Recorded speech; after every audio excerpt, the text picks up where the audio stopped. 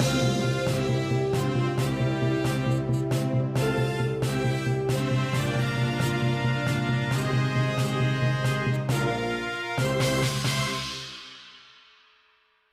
вечер и добре дојдовте во новата епизода на Седмица. Како сте ми? Се надевам добри. Денеска е прочка, па така сакам од сите вас да побарам да ми простите за било што сум изгрешил, свесно или несвесно. Се надевам дека и Господ ќе ми прости. Еве, полека се движиме кон крајот на февруари. Денот станува подолг. Иако има снег, полека температурите се креваат и се приближуваме кон пролет. Се надевам дека зимата полека ја губи силата, иако со сите оние дождови и снегови, можно е да имаме уште проблеми со надуени реки, излевања и поплави. Не и се. Пред да преминеме на темите од оваа недела, тука на почетокот сакам да искоментирам две вести кои се појавија во ист ден и искрено малку ме вознемирија. Станува збор за апсењето на Кумановец, кој е осомничен за убиство на жена, и оделно апсењето на едно 20 годишно момче за тероризам. Навидум обични вести од црната хроника, но ако се загледате подетално, ќе видите дека станува збор за нешто сосема друго. Имено доказите за Кумановецот што ја убил жената водат и кон други убиства, што практично значи дека не станува збор за само една жртва. А 20 годишникот е уапсен по информација од американската FBI дека планира масовно убиство, односно да излезе со автомат и да почне да пука во насобрана маса луѓе или во некој училиште или трговски центар. Со други зборови, во случајот со Кумановецот, веројатно го добивме првиот серијски убиец во поновата македонска историја. А со момчето за прв пат е спречен обид за масовно убиство или како што американците го нарекуваат mass shooting. Ужасно. Мислев дека сме мала држава и дека од оние во наводници западни трендови барем вакви нешта нема да се случат кај нас. Но по се изгледа, кога на друг начин не можеме да мрднеме, барем во црната хроника го фаќаме западниот тренд. Реков ужасно, навистина вознемирувачко. Како и да е, ајде ние да се фатиме за работа.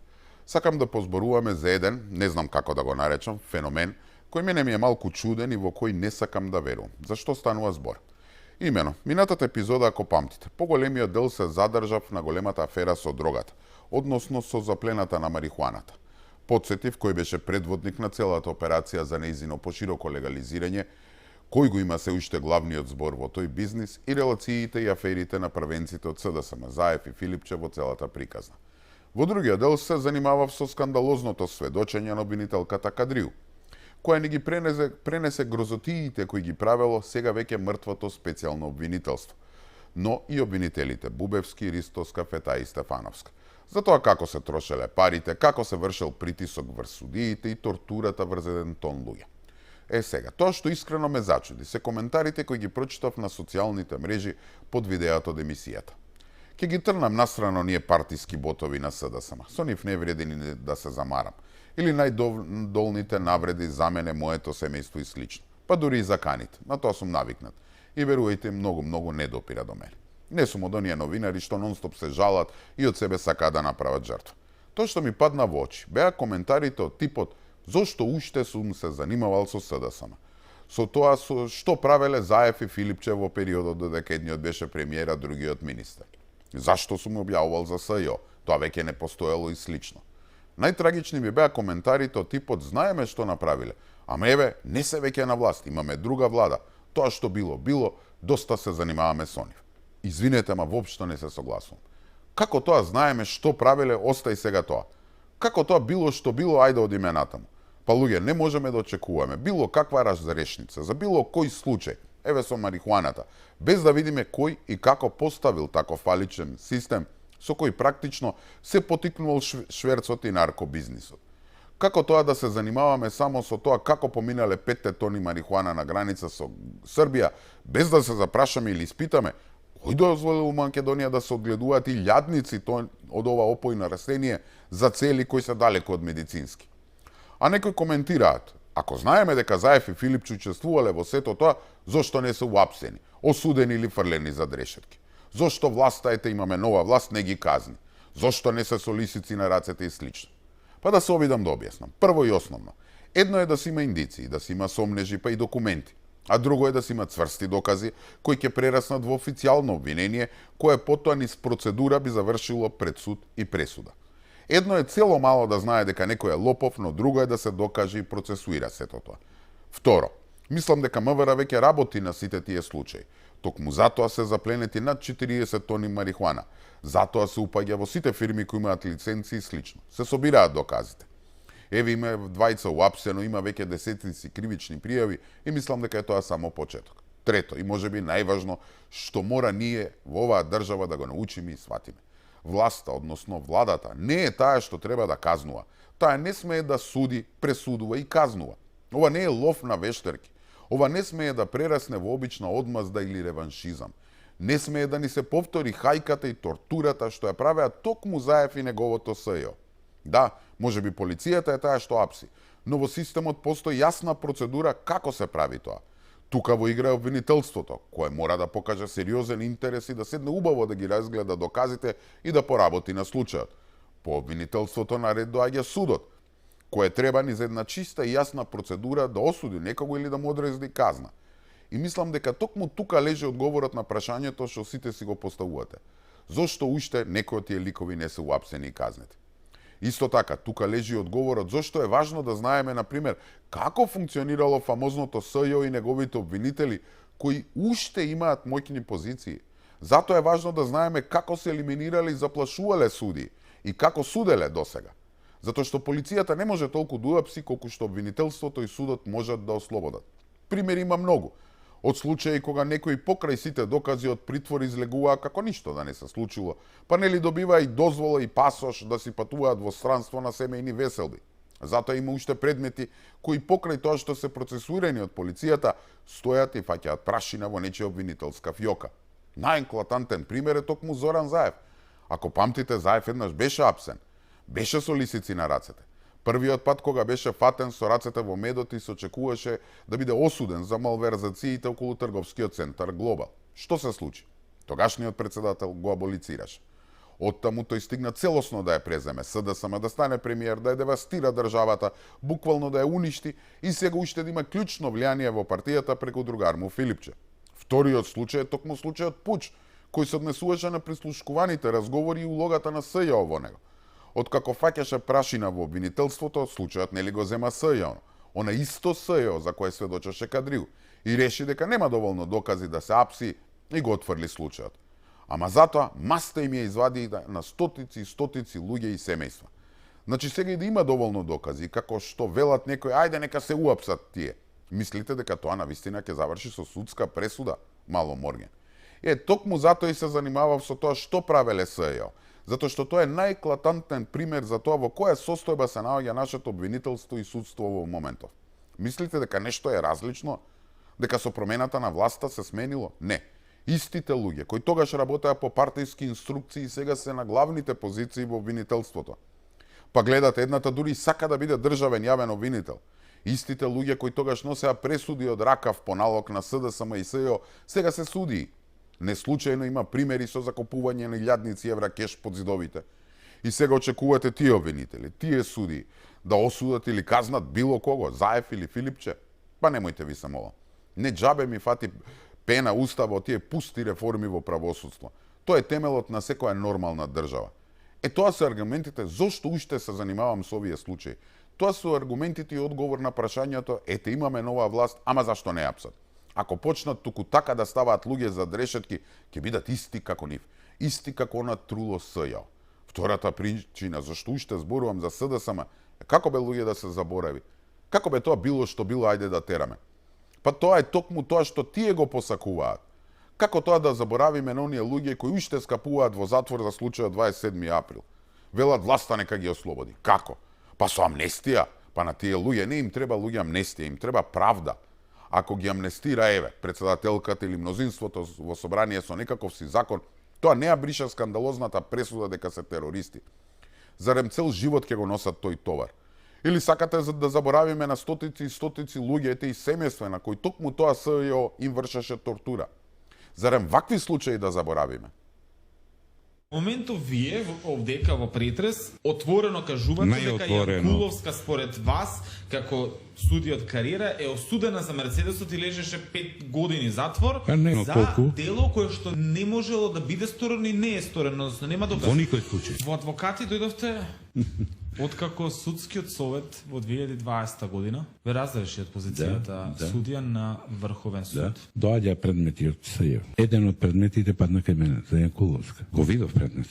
Немаше никаков доказ. Значи, за злоупотреба на службената положба треба да имаш доказ. Или треба да имаш штета, или корист. Не се исполнети овие два елемента, нема кривичен дел. Излеговме на судење, јас не го изводив тој предмет, причини што треба да се размисли за овој предмет, бидејќи јас не потпишувам дека треба да се потврди. Јас слушнаа тие што беа на судење, моето мислење го слушнаа. За еден ден после ова моје кажано мислење, ме разрешија за случајот Кочан. Можам да сватам дека по секоја цена мораше тој предмет да помине или тој предмет бидејќи од СЈ? Прв дојде. И треба да помине, така. Се покајавте ли можеби што се решивте тогаш на таков чекор, па ве разреши? Не. И денес када повторно се најде предметот за Јанкуловска во ваши раце, не само за Јанкуловска, за било кој да е. Правично судење. Ти си зачудено ме гледаш. Вака е како што ти кажувам. И што сега, ова да го заборавиме? Да заборавиме на целото зло кое го нанесоа? Пак ќе кажат, па нека ги уапсат тие обвинители. Како? Па тие уште се на власт. Тие уште се обвинителството. Сами против себе ќе си пишуваат обвинение. И најважно, како бере да заборавиме на името, историјата, идентитетот и јазикот? По улогата на тоа фамозно СЈ не беше само реваншизам, туку и чистење на теренот за промена на името. Целта беше да се покаже каде ќе заврши било кој што ќе се дрзне да крене глас против одлуката или не дај Боже да излезе на протести. А бизнисот со марихуаната изгледа беше надомес токму за тие што си ја завршија работата со продажбата на националните интереси. Странците тогаш затвараа око и премолчуваа за шверцот само за да им биде завршена работата со името, со Бугарија, па и со фамозниот француски предлог, па и со уставните измени, кои за среќа еве не се случија, затоа што конечно ние како народ кренавме глас. Мислам дека барем колку толку објаснив зошто уште се занимавам со нив. Не можам уште да им простам и не сакам да се заборави сето тоа. И кога ќе кажете па ВМРО ДПМН веќе 2 години се на власт, да, имаат председател, имаат влада и како пишуваат некои имаат 100 пратеници во собранието. Ама како што гледате, клучните играчи кои треба да донесат правда се обвинителите и судството, а тие уште се под контрола на СДСМ и ДУИ. Што не ги сменат? Па еве 2 години главната битка е луѓе токму тоа, реформи во правосудството. И премиерот не знам по колку пати зборува на таа тема. И кога ќе се повлече некој потек, одма истите луѓе кои сега критикуваат велат стоп, ова е реваншизам, ВМРО само сака да инсталира свој луѓе и слично. Па сега не може така. Значи не може било што било. Не може тоа да се заборави. Одговорност мора да има. И доста со тоа има нова власт нека апси. Објаснив дека тоа не оди туку така. Ако почнат така да апсат, ќе бидат исти како Заев, исти како Катица, исти како СЈ. Второ, хајде да видиме кој треба да апси. 3 обвинителки и 1 судија остануваат во трката за прв човек на јавното обвинителство. Зелен картон за следниот филтер добија Анита Тополова и Селоска, Ленче Ристовска, Лидија Рајчевиќ и Ненад Савески, а Советот на јавни обвинители од изборот го дисквалификуваше екс-судијата во Кривичан Владимир Панчевски. 10 од 10 членови дадоа поддршка за Анита Тополова и Селоска, кој во моментот е веде државен јавен обвинител. За членовите таа има долгогодишно искуство, поседува углед, морални вредности и менаџерски квалитети. Едногласна поддршка добија обвинителката Ленче Ристовска, а позитивна оценка од сите 10 членови доби и судијата од Кривичан Ненад Савески. За обвинителката Лидија Рајчевиќ членовите од Советот исто така посочија дека обвинител со интегритет и долгогодишно искуство и отиработала на многу тешки предмети. И Рајчевиќ доби позитивно мислење, но за неа единствено Кети Петкова гласаше против. Рајчевиќ се кандидираше минатиот пат заедно со Лупчо Коцевски, но тогаш едногласно доби негативно мислење од Советот. Ставот бил на претходните колеги дека не било во раководно место и заради тоа дале негативно или позитивно мислење, во конкретниот случај негативно, за нас како членови на Совет сега актуално може некој да не биде никоја шанса да биде негде шеф, па сега зошто да не биде републички јавен обвинител. Од трката отпадна екс-судијата и председател на Кривичан Владимир Панчевски, кој според Советот не го исполнува условот од 10 години непрекинат работен стаж. Согласно законските одредби, кандидатот треба да има најмалку 10 години непрекинат работен стаж од областа на кривичното право. Во конкретниот случај на кандидатот му престанала функцијата пред 13 години и во меѓувреме не бил ниту судија, ниту јавен обвинител. Оттука тој стаж не може да се смета за непрекинат стаж од областа на кривичното право во смисла на законот. По ваквата одлука на Советот Панчевски на Facebook објави потврда од Кривичниот суд дека од 2008 до 2020 година има непрекинат судски стаж и со краток коментар се заблагодари за поддршката. Советот остави владата да има поголем избор кој ќе предложи до собранието, што за нив не остава простор за политичка одлука. Ние согласно закон ги разгледавме сите пријавени кандидати и ценевме дека ги исполнат условите согласно закон и затоа сметавме дека дадовме позитивно мислење. Од причини што сите кандидати се јавни обвинители, едниот е судија со успешна работа во јавно обвинителство и во судовите. Изборот на нов државен јавен обвинител доаѓа по ставката на Лупчо Коцевски од декември лани. Во меѓувреме како вршител на должност е поставена Анита Тополова Исајловска и на таа функција може да биде максимум 6 месеци. Откако владата ќе се одлучи за еден кандидат, финалниот збор го имаат народните избраници. Новиот државен јавен обвинител треба да добие поддршка од 61 пратеник. Значи, единствениот од сите 5 кандидати во кој лично верував дека ќе го растресе од корен целото обвинителство и конечно ќе донесе реформи и пред се ќе ја деинсталираше власта на СДСМ, оттаму судијата Панчевски отпадна од игра. Тврда дека немал 10 години стаж за да аплицира, со што неговата кандидатура е ништовна. Но ајде да видиме малку дали е така. Што вели членот 62 став 2 од Законот за јавни обвинителство, што се цитира и во огласот на собранието за државен обвинител. За јавен обвинител на Република Македонија може да биде именувано лице кој има непрекинет работен стаж од најмалку 10 години како јавен обвинител или како судија од областа на кривично право, се вели во закон. Сега на што се повикува Советот на јавни обвинители? Што било маната во кандидатурата на Панчевски? Седнале обвинителите и сами си го толкувале овој член и заклучиле дека тие 10 години стаж треба да бидат последователни до денот на објавување на огласот. Значи, од дента кога е објавен, кандидатот наназад морал 10 години да има стаж како обвинител или судија. Дали во членот 62, што ете ви го цитирав, видовте некаде такво нешто? Не. Стои да има само непрекинат стаж, но никаде не вели дека тој стаж од 10 години треба да биде до моментот кога е објавен огласот. Панчевски не да има 10 години стаж како судија, туку има цели 12 години, 5 месеци и 20 дена. Што може да се види од потврдата што му е издал основниот кривичен суд со подпис и печат, во која стои дека тој бил судија од 8 февруари 2008 година до 28 јули 2020 година. И тоа не било каков судија, туку постапувал во делението за организиран криминал и корупција, оделот за претходна постапка, одел за прекршоци и на крај председател на основниот кривичен суд. Значи, не да има став, не да има искуство, туку занаетот го ковал на позиција која е како порачана за да биде нов државен јавен обвинител. Само за да биде појасно, за разлика од условот за државен јавен обвинител, во алинејата 3 од истиот член на законот, делот што треба да го исполни кандидатот кој се пријавува за виш јавен обвинител, јасно си стои дека стажот мора да биде од денот на пријавување. За виш јавен обвинител на више јавно обвинителство може да биде избрано лице кое има непрекинат работен стаж како јавен обвинител од најмалку 8 години до моментот на пријавување за именување и кој е оценет со позитивна оценка во последните 4 години, се вели во овој став. Значи, клучни зборови од овој член се 8 години до моментот на пријавување. Нешто што го нема во делот за државен јавен обвинител. За државниот се бара стекнат стаж, за другиот стаж до моментот на пријавување. Сега, дали законодавецот намерно поставил различни услови, дали станува збор можеби за превид кога се носели измените на законот или нешто друго, искрено не знам. Но закон си е закон, а Советот на јавни обвинители не може да си го толкува како што сака. Мора од збор до збор да го почитува. Единствен орган надлежен да толкува закони е собранието, како законодавна институција. Значи, не станува збор за фаворизирање на некој од кандидати, туку едноставно за почитување на закони и процедури. Сега, за разлика од истиот Панчевски, истиот тој Совет на обвинители даде зелено светло за кандидатурата на Ленче Ристовска, поранешната специјалка од СЈО и човек кој на почетокот не се одвојуваше од Катица Јаневска. Истата таа Ленче Ристовска, која видовме од сведочењето на обвинителката Кадриу, за која зборував на елиминатата недела, била воодушевена од присуството на Заев и Шекеринска во канцелариите на СЈО. Истата таа Ристовска, која на списокот на обвинители од СЈО кој добивала астрономски хонорари, за кој дури тројца обвинители, Цветановски, Хајрулахи и Кадриу, тврда дека биле незаконски, дека за тоа треба кривично да се одговара.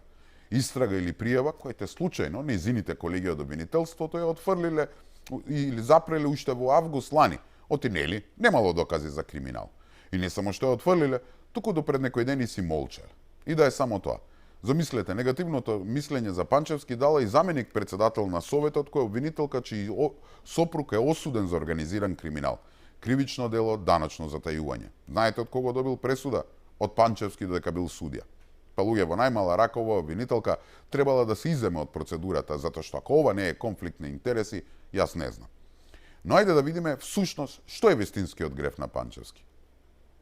Сеќавам, имаше едно барање да се направи, да се прибават некои списи, ала ови од организиран криминал, од основното јавно обвинителство. Тогаш, колку се сеќавам, беше председател Владимир Панчевски. И на кривичниот суд Скопје. Да, на кривичниот суд Скопје. Тогаш доверба беше на висок ниво. 40-50% го уште. Да, ако не и повеќе. И се сеќавам дека председателот на судот не дозволи предметот да излегува од судот. Значи, имате потреба, дојдите, направите увид во присуство на стручни соработници, под камери и изволите. Разгледајте што ви треба, ќе се направат заверени копии, ќе ви се дадат. Тогаш почна... Се изнервира Кати сега. Тогаш, значи, требаше по секоја цена Владимир Панчевски више да не биде тамо. Значи, тој беше проблем број 1 и требаше по секоја цена да му се измисли. Кога не измисли, ако не можа да му најдат ништо, потоа почна да измислуваат предмет, му формуваат аквис. Па нормално е да ги фаќа паника обвинителите дека овој човек на кого му наместиле предмет за кој одлежа дури затворска казна, може да дојде и сега да им биде шеф. Посебно на Бубевски, Фетај и Ристоска. Да повторам, со ова не сакам воопшто да го фаворизирам, иако навистина верувам дека од сите кандидати тој е единствениот кој можеби од корен ќе го растресеше дувлото на СЈО кое се уште раководи со државното обвинителство. И воопшто не се сомневам во професионалноста и способноста на другите двајца фаворити, актуелната веде државна обвинителка Анита Топалова Исајловска или судијата Ненад Сабевски. Мислам дека и тие може да го реформираат обвинителството и конечно да помогнат да се врати правдата во Македонија. Само едноставно мислам дека Панчевски како шеф можеби ќе им послужеше како карма на сите оние валкани обвинители кои уште ни раководат со обвинителството. А можеби токму тоа беше играта на Советот. Ставете било кој, само не тој човек. Еве ви позитивно мислење за сите, само не за него. А ако владата се побунеше, ќе испаднеше дека го фаворизирала Панчевски и дека целта не е реформа на обвинителството, тука е трната во реваншизам. Затоа во право е премиерот кога рече дека од останатите тројца ќе одберат еден и тој предлог ќе го достава до собранието на гласање. И добро е што без лакна на јазикот рече дека меѓу нив не е Ристоска.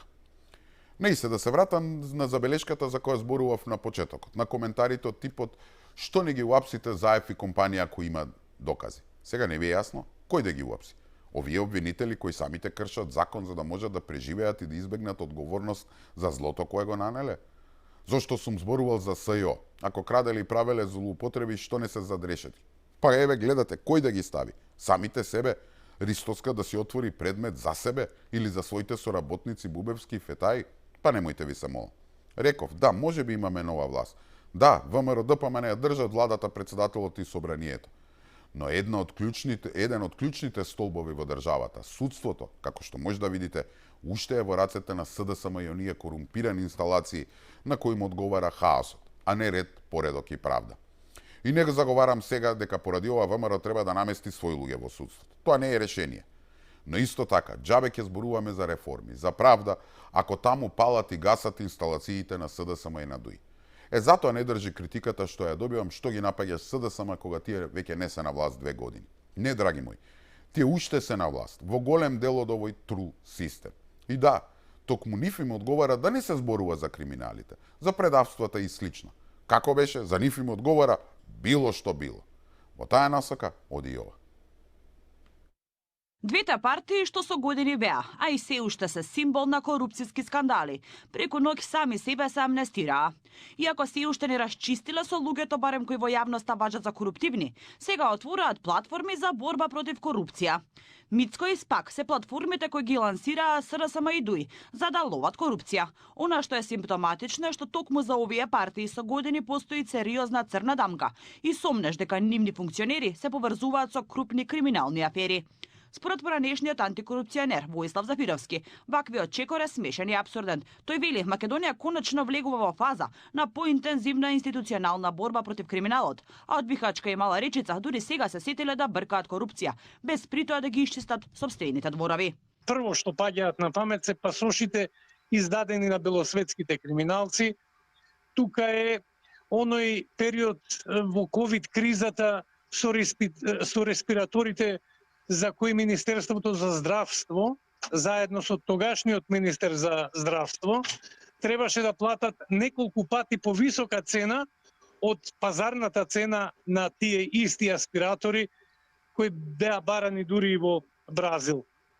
Тука се разбира случајот со директорот на Електростопанство на Македонија, Ковачевски. Зафировски подсетува и на аферите поврзани со партијата на Ахмети, кои како што вели се уште се без финална разрешница, но и за бегството на поранешниот прв вице-премиер и десна рака на Ахмети, Артан Груби. Треба ли да ги спомниме случаите со Дрин Ахмети и трговскиот центар Соравија? Треба ли да говориме за Артан Груби, малверзациите со Бехтеујенка, нетранспарентното подпишување на договорот со Бехтеујенка, натаму со малверзациите во лотарија на Македонија, со прпарими. Според дел од експертската јавност, ваквите платформи се лицемерни, а партиите најпрво треба да се соочат со сомнежите во сопствените редови, па потоа да отвораат фронтови против корупција. Зафировски додава срамота е како што вели, некој кого јавноста го препознава низ корупцијски афери, да се представува како предводник во борбата против криминалот. Инаку во декември минатата година СРСМ ја промовираше платформата Мицко, Македонски истражувачки центар за корупција и организиран криминал, додека ДУИ пак сега најавува собствен партиски СПАК, по примерот на соседна Албанија. Значи, било што било, ајде да тераме натаму. Ке заборавиме на сите оние стотици милиони евра кои ни ги украдоа, ке заборавиме на избеганиот Ковачевски, на Груби и сега ќе им веруваме дека тие се всушност главните антикорупционери. Како беше поговорката, лоповот вика фатете го крадецот. Важат за двете најкорумпирани партии во поновата македонска историја и сега одеднаш преку ноќ самите себе се амнестираат и тврдат дека се најголеми поборници на антикорупцијската битка. Значи СДСМ и ДУИ, партиите чии функционери, како што реков, од типот на Ковачевски, Груби и ред други кои се дел од најголемите корупцијски скандали, тешки стотици милиони евра, сега се фалат дека формирале тела кои ќе ловеле корупција. Ама нема да ја ловат или расчистуваат со твојата, ќе ловеле нова власт. Да не ви се верува. Па уште и мисла дека се хумористични, па едната платформа ја нарекува Мицко, а другата нормално, копија од Албанија, па ја нарекува СПЕК. Значи сега главни антикорупционери ќе бидат Филипче и Ахмети. Нели? Како што реков. Ај ќе заборавиме марихуаната, Соравија, лотарија, ЕСМ, Рек Битола, Ковачевски, Рашковски, Груби, Парпарими и сличните на нив. Треба да заборавиме дека Заев и Филипчи одена на настани во Македонија и тоа со државен хеликоптер. Или ДУИ пак владиниот авион си го користеше да тркне до Ниш. Да заборавиме дека Заев и Филипче летаат до Прилеп со хеликоптерот на државна сметка. Нели си ја земаа јагода шампанска со хеликоптерот на МВР, отидоа до Прилеп да означат почеток на изградба на енергетски ефикасна градинка. И тоа среде пандемија. Се треба да забораваме. Ама ете сега ќе зборуваме за нивните спинови и лаги дека некој сега лета со владиниот авион на настани, коите јавно се објавени. Ајде вака еден предлог околу авионот. Судството нека процесуира еден од оние криминални предмети вредни стотици милиони евра. Кој било? ЕСМ, Рек Битола, лотарија, било кој. Па нека заплени у имот или пари, дел од украдените пари, па ете како држава, со тие пари ќе си купиме еден гланц нов авион. И него, освен за патување на председател, премиер, министри и останати потреби, ќе го искористиме да ги вратиме во Македонија Ковачевски и Груби. Бива? Не, како ми велите, ако, било што било, не се веќе на власт, што не ги уапсат, што се занимава со нив? Па се занимавам токму поради тоа што нема кој да ги гони. Се занимавам затоа што они се уште се власт во судството, во обвинителството, па и во ред други институции каде нивните инсталации се уште палат и гасат. Институции во коите власта не може да интервенира, или ако не дај Боже интервенира, ќе бидат обвинети за реваншизам, за воведување диктатура и слично. Институции како, например, оваа. Со само 24 луѓе, Сојузот на синдикатите на Македонија ја блокираше владата, тројца повеќе од законскиот минимум за остварување на правото на протест и затворање на сообраќајот. Побараа министрите да истуркаат предлог законско решение за зголемување на минималната плата на 600 евра и зголемување на останатите плати од по 100 евра. Првиот синдикалец Слободан Трендафилов изјави дека доколку се донесе ваква одлука, тие повеќе нема да протестираат. Од синдикатот прстот го пати и да работодавачите, при што велат дека бизнисмените остваруваат големи профити, а слабо го плаќале трудот. Според пресметките на Меѓународната организација на трудот, кои ги цитираат, само 17% од заработеното оделок е македонскиот работник, а дури 83% од 100 кај газдите. Главниот изговор продуктивноста, која ја верглаа 35-36 години во Македонија, ги чинеше иселување на најквалификуваните работници во Македонија и не само квалификуваните работници, туку и цели нивни семејства. Најголемите виновници, односно луѓето кои 36 години се на некоја позиција, може да се сметаат себе за најголемите виновници за тоа што се случува во Македонија. Од синдикатот оставија простор до крајот на месецот да се одлучи за исполнување на барањата од страна на работодавачите. Во спротивно ќе следува генерален штрајк во неработен ден, на кој ќе соберат што е можно поголем број работници кои ќе го изразат револтот и ќе покажат масовноста на протестите. Во текот на месец март, согласно закон, треба да се донесе одлука за минималната плата на работниците, која согласно истиот би била повисока за околу 1700 денари од моменталната, која изнесува нешто над 24.000 денари. Знам сега дека заради критиките кон оваа лично повторно ќе ме линчувате во коментари. Веднаш да разјасним една работа. Не сум против покачување на минималната плата, токму спротивното. Сметам дека треба да се покачи. И тоа можеби не на 600, нека иде и на 800 евра. Но исто така сум свесен дека тоа е невозможно. Едно е желбата, едно е реалноста. И ако го кажам ова, не значи дека сум против работниците, с краја да. Па и јас сум работник кој работи и живее од плата. Остаje тоа што коментираа дека ете моите во наводници биле на власт, па вријам од пари, глупости невидени, со кои еве не сакам ни да се замарам. Немаат што да кажат, па ајде ќе измислуваат. Тие што ме знаат како живеам и преживувам, како и секој друг од вас, од месец за месец. Не се. Значи покачувањето на минималната плата индиректно ете ќе се одрази на мојата плата. Така што преговори за покачување на платите треба и мора да има. Но тие да се заснуваат на реални барања, а не вака од ракав да се вадат суми 500, 600, еве јас викам 800, кој знае до каде ќе се стигне. Еве трнете на страна владата, трнете на страна СДСМ, трнете медиумите на страна. Меѓу вас сигурно има дуќанџи, мали бизнисмени, средни, па и големи.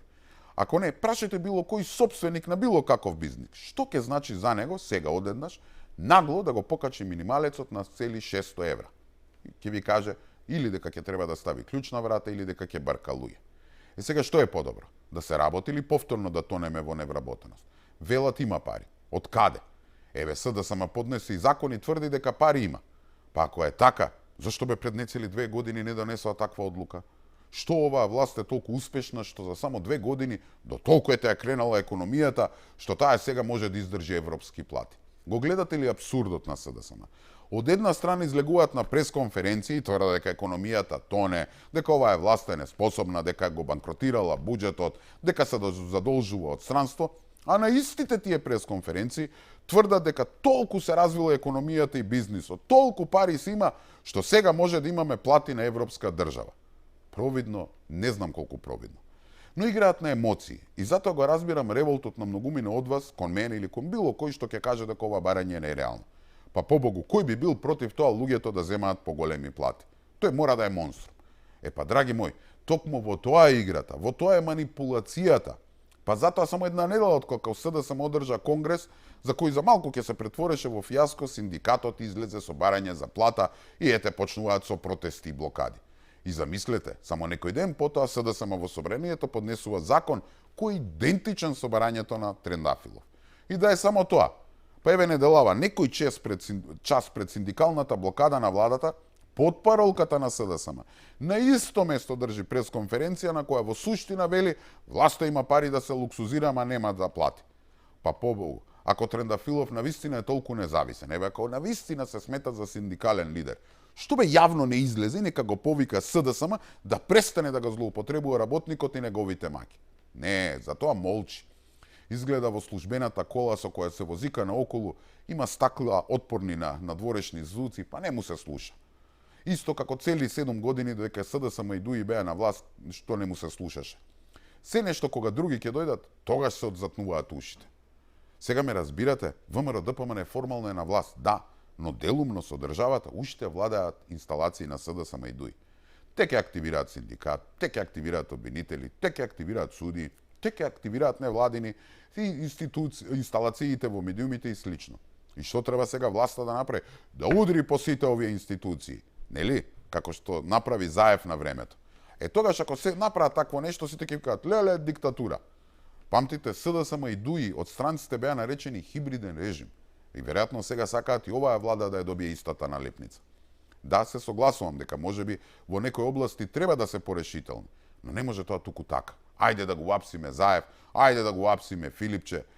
Затоа уште се занимавам со нив. Затоа уште зборувам за марихуаната, затоа уште зборувам за тортурата на СЈ, затоа зборувам за криминалот.